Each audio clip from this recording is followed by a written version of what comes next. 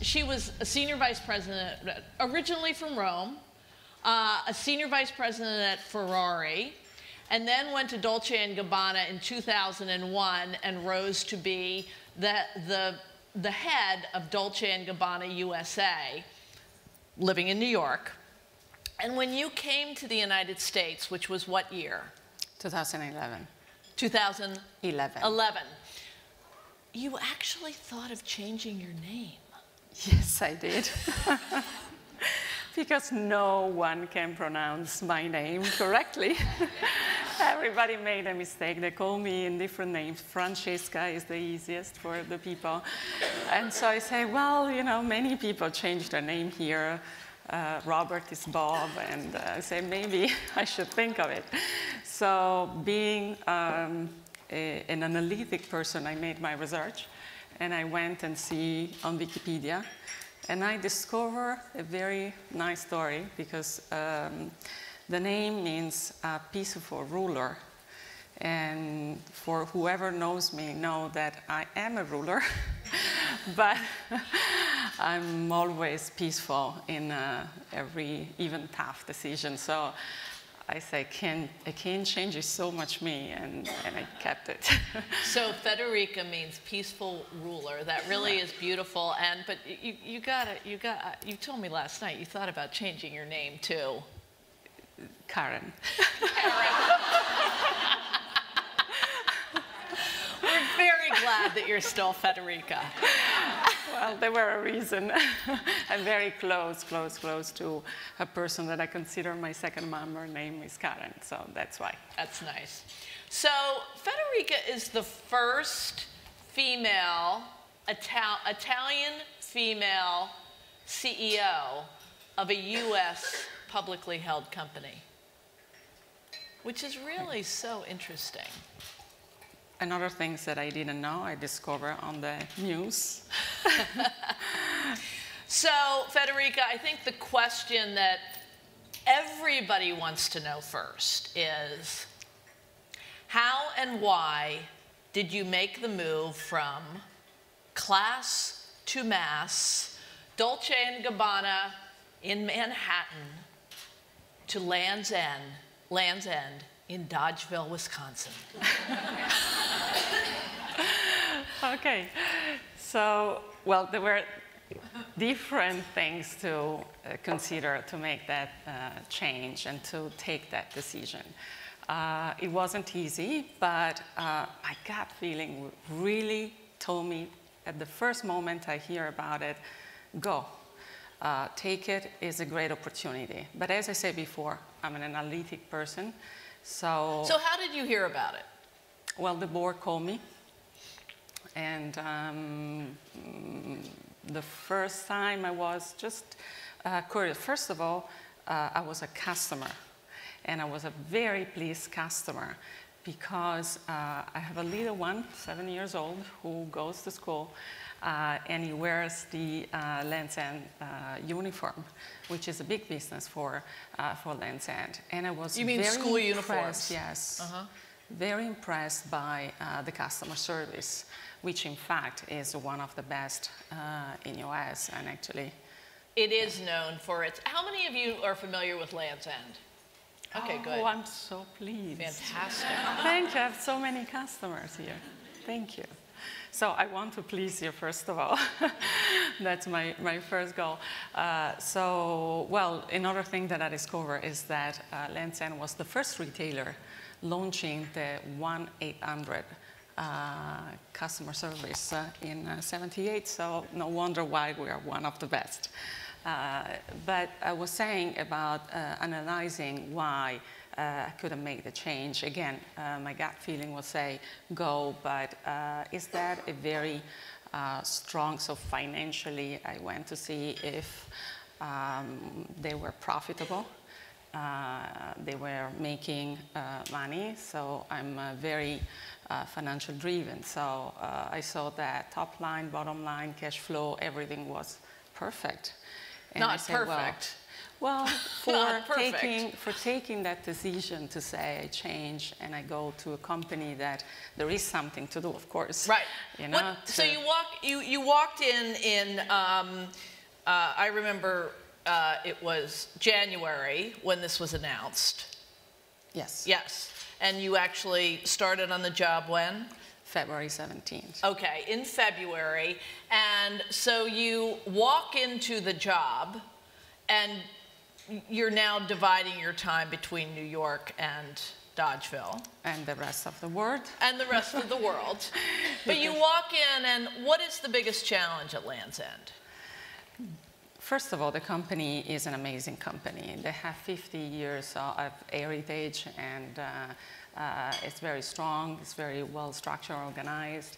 The company is based in the direct business. 85% is of the revenues come from direct and 15% from retail, but 84% is done in the US and 14% in the rest of the world. So the biggest challenge is to create what I call the multi-dimensional strategy. So go in different target, different market, different channels. And so this is, you can do that by, first of all, strengthening the brand. And what I'm saying is that I'm making this a meaningful global lifestyle brand. And you start by understanding what is needed to do so. We have a great platform. Millions of loyal customers. Again, thank you for being customers. And we want to delight the shopping experience. I want to create a dialogue with the consumer to be meaningful in the everyday life. So it's 80, is it 86 or 84% US right now? 84. 84, okay, 84% right now. You want to create a global lifestyle brand. What does that mean? It means that today we are in UK, Germany, and Japan. We have 3 subsidiaries. We serve a lot of countries, but the percentage of this international business is still not as much as we can. I'm Italian, and there is not a huge business in Italian. There is the entire Europe, there is Asia. So the world is big. And there are different channels besides direct. Of course, direct is, will be the biggest challenge. I'm not thinking to expand in a lot of stores, which today are not profitable. The stores are not, the retail outlets are not profitable. I'm always saying I'm a bottom line driven, and actually.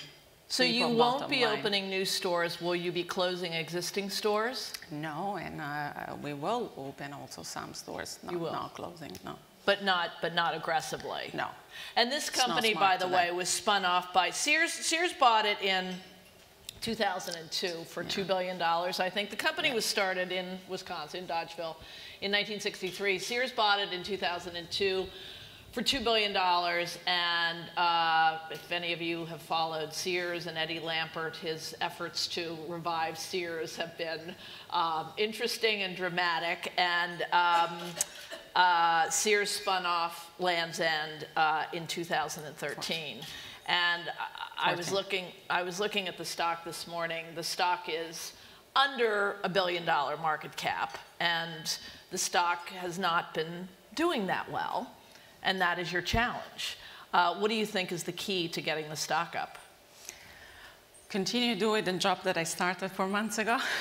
There is so much to do, from the product to the distribution to the operations. We are uplifting everything, and I launched on May 27 a new website experience. And I launched another project that today is actually launching in the UK. It's called Lens Friendly. We launched in the US. It's called Lens Friendly. Lens Friendly. Yes. And what is that? To be friendly to the earth. And in fact, I launched it in the USA on Earth Day, which I discovered by my research that was created by the governor and Senator Nelson back in the 70s. And what day is it? April 22nd. And it's called what day? Earth Day. Earth Day. Earth Day. Okay, English. I'm sorry. I'm Italian. The accent. So, Federica, yeah. I understand you met Jack Ma last week for the first time. Yes. Yes. What was that like, and was he different from what you expected? Yes. I didn't know CEO actually. Of Alibaba, for I think I all of us didn't know exactly what to expect. My chief of staff is actually Chinese, so I asked her to do some research. Again, I'm always analytic, and the first things I say to him was a quote that she pointed out and say, "If you are poor, it's because you have no ambitions." And we started to talk about that, and he was very friendly. And by the way he speaks, you understand that he has a very clear idea. He is so ambitious, but his ambition seems so easy. When you talk to him, it seems like tomorrow everything will change as he would like to change. He already made a lot of change. The first question for me to understand if there is any chance to do business in China with them was about the customs that, for the import there, and he wants to make a change with the government for that. So I believe so you think there is opportunity for Land's End in China? Hopefully so. We have time for maybe one, maybe two questions. Anyone have a question? Okay. Do we? Okay. Back here.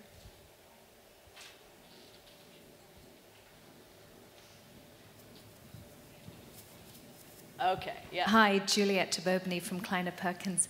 Federica, you couldn't get two more different and iconic companies, Dolce & Gabbana for Italy, Land's End in the United States. Tell us about culture. How are you managing cultural change at Land's End? How are you thinking about, the evolution of the business? And tell us a little bit about the customers.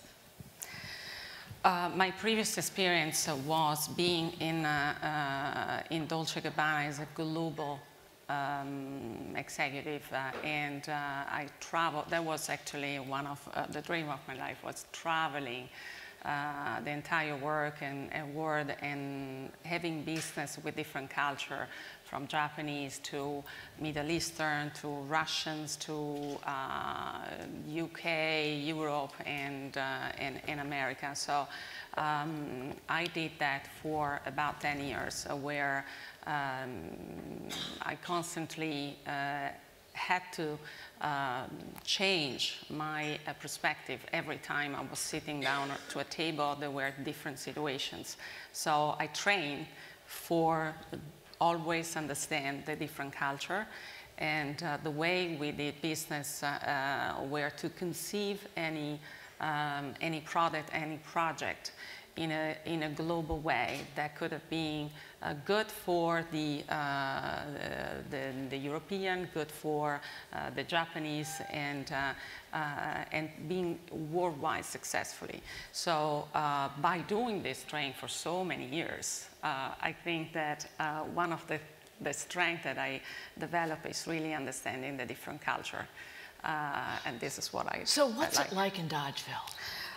Well, in Dodgeville, it was kind of the easiest way, because I come from a very small little village near Rome, and so it was coming back to the roots in a way.